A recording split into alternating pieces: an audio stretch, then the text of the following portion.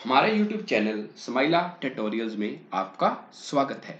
अगर आपने अभी तक हमारे इस चैनल को सब्सक्राइब नहीं किया है तो कृपया करके इसे सब्सक्राइब अवश्य करें और बेल आइकन को प्रेस करना ना भूलें ताकि आपको हमारी नई वीडियोस के नोटिफिकेशन साथ साथ मिलते रहें। मैं ब्रिजराज कंप्यूटर फैकल्टी। आज हम subject computer science class 9th chapter 1 MS Excel part 1 में इस चैप्टर के शॉर्ट आंसर क्वेश्चंस और लॉन्ग आंसर क्वेश्चंस पढ़ेंगे। आओ देखते हैं। तो सबसे पहले short answer type questions. Question number 1, what is conditional formatting? कि कंडीशनल फॉर्मेटिंग क्या है? Conditional formatting used in MS Excel. कि कंडीशनल फॉर्मेटिंग का प्रयोग MS एक्सेल में होता है। It applies formatting on sales based on some condition. कि अगर हम वैल्यूज के ऊपर, सेल की वैल्यूज के ऊपर किसी कंडीशन के बेस पे कोई फॉर्मेटिंग अप्लाई करना चाहते हैं तो उसके लिए हम कंडीशनल फॉर्मेटिंग यूज करते हैं। Conditional formatting option is available in home tab. की जो कंडीशनल फॉर्मेटिंग ऑप्शन है वो होम टैब में अवेलेबल होता है, जो ऐसे नजर आता है।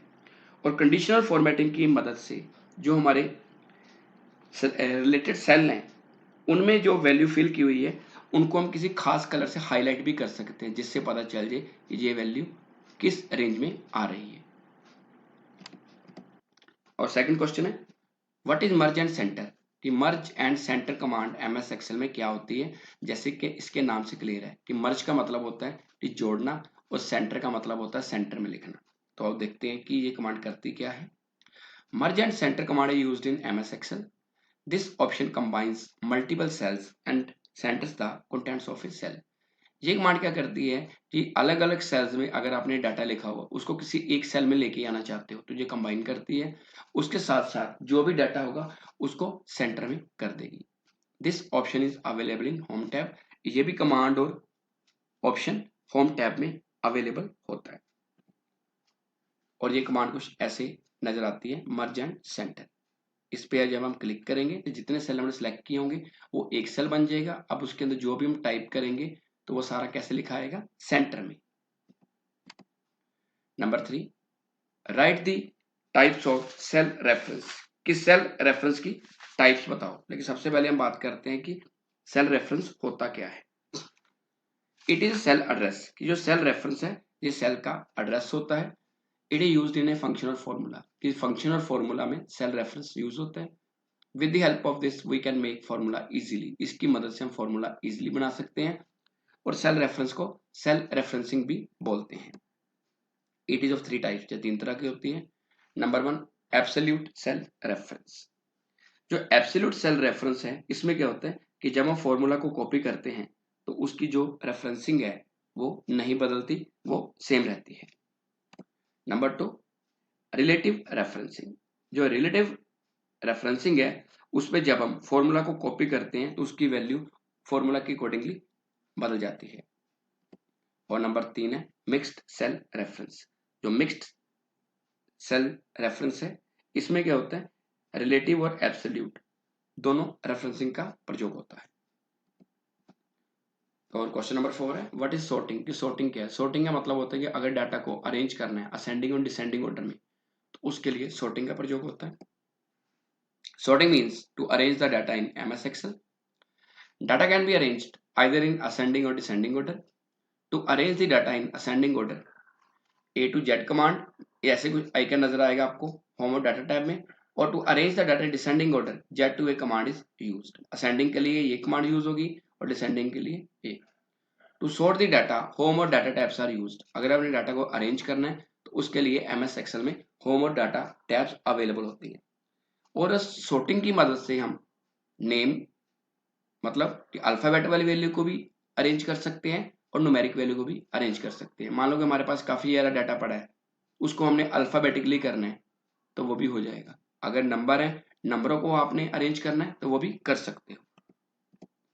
और नंबर 5 है, व्हाट आर फिल्टर्स? कि फिल्टर्स क्या होते हैं? Filter is a tool in MS Excel. Filter MS Excel का टूल है। It is use to get information according to our requirement. अगर हम अपनी रिक्वायरमेंट के अकॉर्डिंगली कोई इन्फॉर्मेशन चाहते हैं तो फिल्टर की मदद से ले सकते हैं। It is use to find some special information from a list. अगर हमारे पास बहुत बड़ी बड़ी लिस्ट पड़ी है उसमें से कोई स्पेशल इन्फॉर्मेशन फाइंड आउट करना चाहते हैं, शो करना चाहते हैं तो उसके लिए हम फिल्टर यूज करते हैं। फिल्टर के लिए कुछ ऐसा आइकन यूज होता है, dash filter command use for filter to filter the data, home और डाटा टैब्स आर यूज्ड। इसके लिए भी होम और डाटा टैब यूज होती है अगर अपने डाटा को फिल्टर करना है। और जो फिल्टर है ये दो तरह के होते हैं, एक होता है ऑटो फिल्टर, एक होता है एडवांस फिल्टर। मान लो कि आपके पास स्कूल का डाटा पड़ा है, उसमें 6 से लेकर 10 तक के स्टूडेंट्स का डाटा है, हमें चाहते हैं 6 क्लास का डाटा चाहिए, हम 6 का फिल्टर लगाएंगे, उससे 6 क्लास का डाटा आ जाएगा, बाकी डाटा छुप जाएगा। Now long answer type questions. Question number 1, what is a cell, how can we insert a new cell in our current worksheet. ठीक, सेल क्या होता है और अपनी वर्कशीट में हम एक सेल कैसे एंटर कर सकते हैं। तो सबसे पहले बात करते हैं सेल की। The intersection of row and column is called cell. जब रो और कॉलम एक दूसरे को काटते हैं उसको बोलते हैं cell. Cell is a rectangular box, cell एक रेक्टेंगुलर बॉक्स की तरह नजर आता है। Data is entered in cell, जो भी हम टाइप करते हैं एमएस एक्सेल में वो सारा सेल में होता है। Every cell has an address, हर सेल का एक एड्रेस होता है। आपने देखा होगा कि एमएस एक्सेल की जो वर्कशीट है वो रोज और कॉलम में डिवाइड होती है। जो रोज हैं वो नंबरों से रिप्रेजेंट होती है और जो कॉलम है उसके लिए अल्फाबेट यूज होते हैं। अल्फाबेट और नंबरों को यूज करके सेल का एड्रेस फाइंड आउट किया जा सकता है। नेक्स्ट है steps to insert a new cell, कि नया सेल कैसे इंसर्ट कर सकते हो।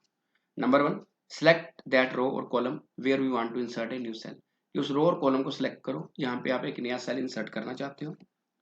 उसका click on home tab, home tab पे क्लिक करना है। Number 3, click on insert button from cells group, cells group में एक इंसर्ट बटन होगा उस पर क्लिक करना है। उसके बाद click on insert cells command, insert cells command पे क्लिक करना है। जैसे हम इंसर्ट सेल्स कमांड पे क्लिक करेंगे then now insert dialog box will display, एक डायलॉग बॉक्स ओपन होगा लाइक दिस, जिसमें 4 ऑप्शन होंगे, shift cell right, shift cell down, entire row, entire column. अगर हम शिफ्ट सेल राइट करते हैं तो राइट साइड पे एक नया सेल बन जाएगा, अगर डाउन करते हैं तो नीचे एक सेल बन जाएगा। एंटायर रो से एक नई रो इंसर्ट हो जाएगी और एंटायर कॉलम से एक नया कॉलम इंसर्ट हो जाएगा। 6 point, select any one option from this dialog box, कोई एक ऑप्शन आपने चूज करना है। उसके बाद क्लिक ऑन ओके बटन, जैसे आप ओके बटन पे क्लिक करोगे तो जो ऑप्शन आपने चूज किया है उसके अकॉर्डिंगली सेल रो या कॉलम इंसर्ट हो जाएगा। सेकंड क्वेश्चन है, what is a formula, write down the steps to create a formula in Excel. ये फॉर्मूला होता क्या है और एक्सेल के अंदर फॉर्मूला कैसे क्रिएट किया जा सकता है। फॉर्मूला के बारे में बताना चाहूंगा कि अगर आप एमएस एक्सेल के अंदर कोई कैलकुलेशन करना चाहते हो तो उसके लिए फॉर्मूला यूज होता है। Formula used in MS Excel, it is used for mathematical calculation. अगर आपने कोई भी मैथमेटिकल कैलकुलेशन करनी है तो उसके लिए फॉर्मूला यूज होता है। Formula starts with equal to sign, ये इक्वल टू साइन से शुरू होता है। In a formula plus minus multiply and divide operator are used, इनमें से आप कोई भी ऑपरेटर यूज कर सकते हो कैलकुलेशन के लिए अपनी रिक्वायरमेंट के accordingly. Steps to create a formula, अब हम देखते हैं कि फॉर्मूला कैसे क्रिएट कर सकते हैं। Number 1, select that cell where we want to enter formula, उस सेल पे क्लिक करो यहाँ पे आपने सेल फॉर्मूला एंटर करना है। Number 2, type equal to sign, उस सेल के अंदर इक्वल टू साइन प्रेस करना आपने। उसके बाद टाइप फॉर्मूला, जो भी आपने फॉर्मूला बनाना है, कोई भी कैलकुलेशन करनी है वो टाइप करो, एंटर की प्रेस करो। जैसे ही एंटर की प्रेस करेंगे हमारा रिजल्ट सामने आ जाएगा। तो जैसे एग्जांपल मैंने ली, इक्वल टू 4 + 6 + 2, ये एक फॉर्मूला है जो क्या कर रहा है, 3 नंबरों को प्लस कर रहा है। इसी तरह आप माइनस भी कर सकते हो, मल्टीप्लाई कर सकते हो, डिवाइड भी कर सकते हो। अगर आप सभी का कॉम्बिनेशन लेके करना चाहते हो तो वो भी कर सकते हो जैसे आप मैथ्स में करते हो। इसमें आपको बड़ी आसानी रहेगी कि आपने फॉर्मूला एंटर करना है, छोटी से छोटी बड़ी से बड़ी वैल्यू ट्राई करके देख सकते हो। Number 3, what is a function, right about the parts of a function, कि फंक्शन होता क्या है और फंक्शन के कौन कौन से पार्ट्स होते हैं। फंक्शन है used in MS Excel, function का प्रयोग एमएस एक्सेल में होता है। Function is a predefined formula, कि फंक्शन पहले से बना बनाया फार्मूला होता है।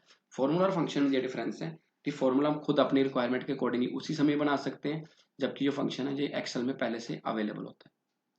It performs calculations using specific values in particular order, इसकी मदद से हम कैलकुलेशंस कर सकते हैं कुछ वैल्यूज को लेके। Function starts with equal to sign, जैसे फॉर्मूला इक्वल टू साइन से शुरू होता है उसका फंक्शन भी इक्वल टू साइन से शुरू होता है। जैसे फॉर एग्जांपल सम फंक्शन है, प्रोडक्ट है, मीन है, मैक्स है। सम फंक्शन नंबरों का सम करता है, प्रोडक्ट मल्टीप्लाई करता है, मीन छोटा नंबर ढूंढता है और मैक्स बड़ा नंबर। अब हम देखते हैं कि फंक्शन के पार्ट्स कौन कौन से होते हैं। Number 1, equal to sign. Number 2, name of function, की फंक्शन का नाम क्या है, जैसे सम, प्रोडक्ट, मीन या मैक्स। नंबर 3, ब्रैकेट, फंक्शन की पहचान होती है ब्रैकेट।